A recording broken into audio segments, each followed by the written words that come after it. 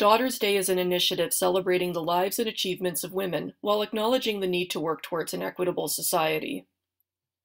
The annual celebration, in its third year, featured a presentation of Daughter of the Year awards to honor the exceptional accomplishments of the women who were nominated and selected. On September 6 at City Hall, 2 of the 12 women named Daughters of the Year were part of Edmonton's activist social justice community. Bridget Sterling is an amazing woman, and she is going to be presented her award by Danielle Monroe.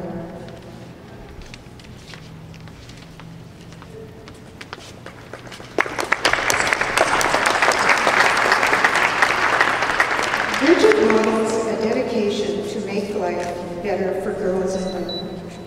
Her goal in life is to do that. She has been a public educator with the Sexual Assault Center in Edmonton and makes presentations on behalf of survivors of sexual assault and domestic violence. She is the woman who organized Take Back the Night and the International Women's Day events, and she serves on the board of the Edmonton Social Planning Council. Her cultural interests are expressed in singing with the community choir, and her involvement with the folk festival, folk music festival, is well known to all. Congratulations on this award.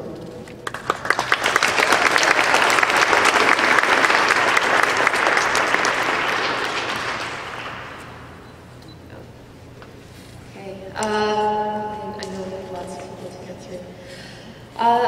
First of all, I want to thank there are about 1 million people out here who played such a huge role in supporting me and have volunteered to help me in my political life and in the rest of my life. And so I want to thank all of you. I especially want to say thank you to my partner Jeff, who's here, and to my friend Mona for the nomination, who looked at me when we were in her kitchen one day and said, "You know, you'd be a good daughter of the year."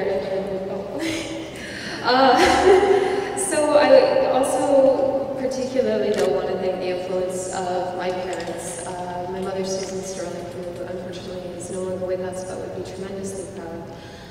And my dad, Ian Sterling, who's here today. Their example of volunteerism, of community engagement on the most simple of levels, from community league involvement in planting trees in our park to ongoing lifelong participation in political life, taught me what it is to be a good citizen, right? To be part of my community and part of my world. And it taught me that while I've done my share of marching and protesting in my life, that the things that really matter the most are the things that we do every day. Whether it's the small things we do each day in people's lives around us, or the volunteer work that we do, the work that I do with Social Planning Council on the board, pounding fence posts at Folk Festival, connecting and building relationships with people in different organizations, and in participating in politics and choosing to run. Despite the fact that my dad and I don't always see eye to eye on our political views, he's always been incredibly proud and supportive of me, and so I just want to recognize the contribution that my family's example made to who I am today. Thank you. Well, the next honoree, I feel honored to be honoring her. It's Paula Kerman. Susan Slade will be presenting Paula Kerman. And if you're wondering who Paula is, you've seen her many, many times, and she was standing right there taking pictures. And she played the guitar as a last-minute help to her. Paula Kerman is a multi-talented activist in community independent media and social justice. She uses her skills as a writer, editor, photographer, videographer, and singer-songwriter to effect positive social change. She documents many social justice events and posts on her website, I love it, Radical Citizen Media Paula. Paula is editor of the community newspaper, Royal Macaulay News. Paula's award is being presented by Susan Slade, who chairs the Women's Committee of Alberta Union of Provincial Employees. Thank you so much for being here, Susan. You're a wonderful example. example to all of us. And they are also one of our major sponsors.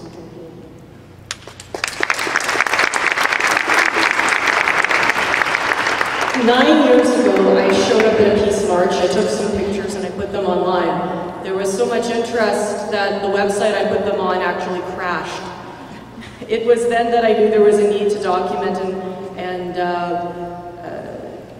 the city's peace and activist scene and to promote it. And I want to thank the Daughters Day jury and organizing committee for recognizing my work in this way, to Netta Follett from the Edmonton Interfaith Centre for nominating me. But most of all, I hope that this encourages other young women to get involved in the local peace movement, in social justice and activism, in alternative media, because we need your voices. Amen. Thank you very much. Hi, it's me again. 3 years ago, I was involved in the original steering committee for Daughters Day, and one of the things I was asked to do was to write a song that's become the Daughters Day theme song. So to close the program today, I'm honored to sing it for you. The lyrics are on the very, very back page of your programs. There are a couple of small mistakes in them, they're not my fault.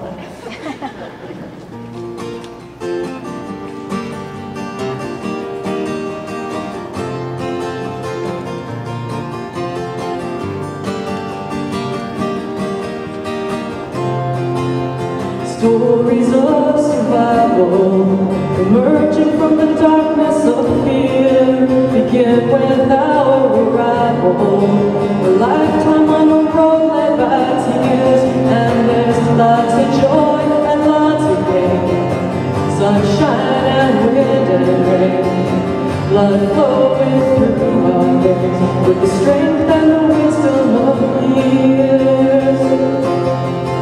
Obstacles surmounting, overcoming them one by one, towards freedom we are counting, and changes have already begun, when we're writing down our history, breaking through the mystery, standing up for all to see, the battles that we won.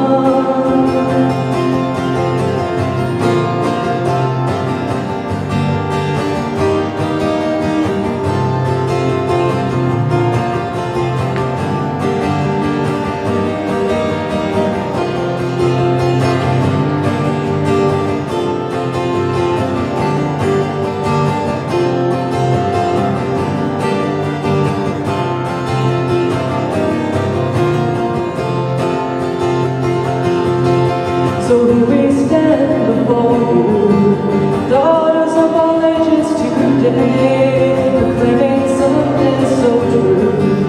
We're ready and willing to stay. We stand for love and not for hate. Our rights are not for debate. Join with us, it's not too late. No, we will not go away. And there's so much we can celebrate here on Daughters Day.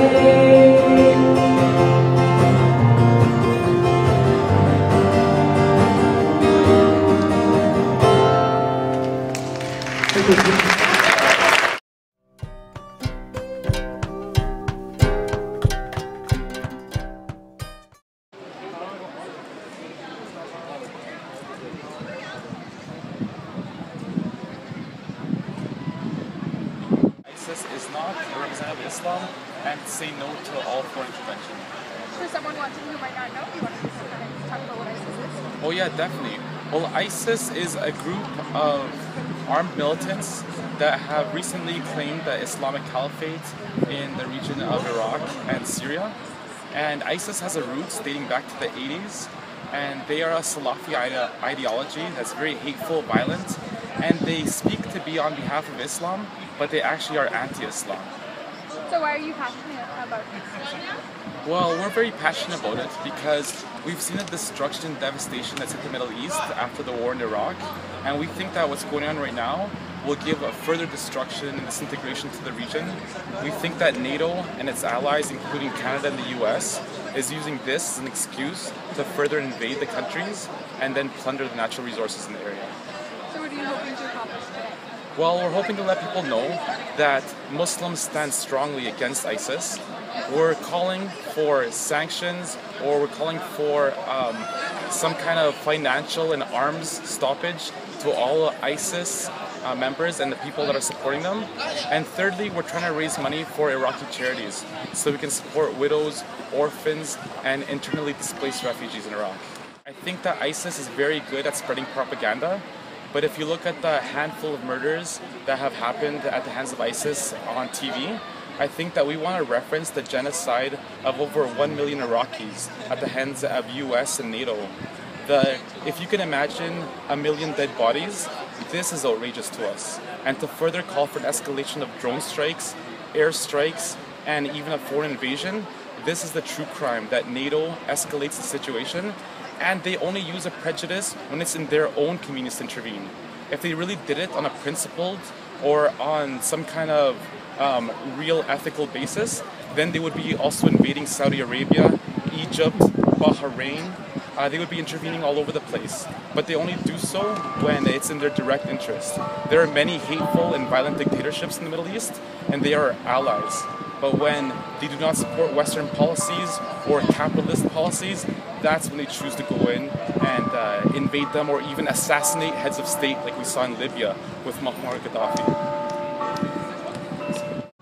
People are just being absolutely bombarded with propaganda about ISIS and ISIL these days. So it's one of those times when we have to calm down, think of our own experience, what we know about the world, and draw conclusions. And the conclusion that I draw is that there's never been a more urgent time for Canadians to work to get out of NATO and to establish an anti-war government in Canada. So we have to ask ourselves, what is it that Harper is embroiling us in, and on the side of what? Because all our experience tells us that it's the US that's the most dangerous, the biggest danger to peace in the world, whether it's Afghanistan, Iraq, Libya, Syria, the current situation in Iraq all over again. No one can believe, no one who takes stock of experience can believe that either the intentions or the results of a new war in Iraq are going to be peace. These forces like ISIS, they come into being in the aftermath of the tremendous destruction. You know, people forget it's almost 25 years ago when they imposed sanctions on Iraq. Just the children alone who died as a result of those sanctions, 500,000. Then they escalated to shock and awe. And it's a very, very dangerous situation we have today, because you have Obama playing brinkmanship, saying that anyone who doesn't submit to the US dictate is going to be their target of their bombs and their war and their drones and their aggression. So what did it lead to in Iraq? They had shock and awe. They said this would do it, that people would submit. When it didn't happen, then we had a massive invasion. The people of Iraq have never had security from that day until now. Millions of people have died, have been injured, whose lives have been irreparably changed. And it has not brought peace, and this will not bring peace. So the second question we have to ask is, who are these forces? Like these ISIS or ISIL forces, they've been fighting in Syria. And the Americans have been calling them freedom fighters, rebels, opposition forces, and all this. So they bring these forces into being, and then when they don't suit them anymore, or when they're no longer under their control, then they make war against them. And this is their stock in trade. It's a very, very dangerous game, and it's very concerning to me and to many Canadians that not only is Harper embroiling in this in the most terrible way, right away sending troops to Iraq, but the opposition parties are giving tacit approval to this strategy, have gone along to Iraq with Harper, and are speaking as though it's up to them to decide what kind of government exists in Iraq. It's up to them to dictate to the Iraqi people. So we cannot accept any of this. You know, we need a constitution which prohibits the the Prime Minister from just going to war, from sending Canadian troops, from participating in war and aggression.